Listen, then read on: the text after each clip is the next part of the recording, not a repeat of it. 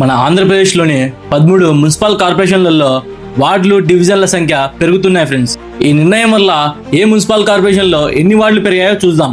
ఫస్ట్గా GVMC greater Visakhapatnam municipal corporation present ఉన్న 98 వార్డుల నుండి 120 వార్డులకు పెరిగింది. అలాగే విజయవాడ 64 వార్డుల నుండి 86 వార్డులకు పెరిగింది. గుంటూరు 57 వార్డుల నుండి 76 వార్డులకు పెరిగింది.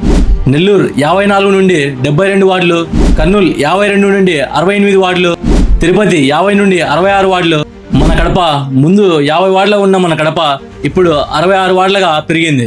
ఏలూరు 50 నుండి 62 వార్డులు, ఒంగోలు 50 నుండి 62 వార్డులు, విజయనగరం 50 నుండి 62 వార్డులు, అనంతపురం 50 నుండి 62 వార్డులకు, చిత్తూరు 50 నుండి 60 వార్డులకు, మచిలీపట్నం 50 నుండి 60 వార్డులకు పెరిగింది. ఇలా చేయడానికి కారణం పరిపాలన సౌలభ్యం, ఈజీ టు అడ్మినిస్ట్రేషన్, ఇంకా ప్రజలకు మెరుగైన సేవలను అందించడానికంట ఫ్రెండ్స్.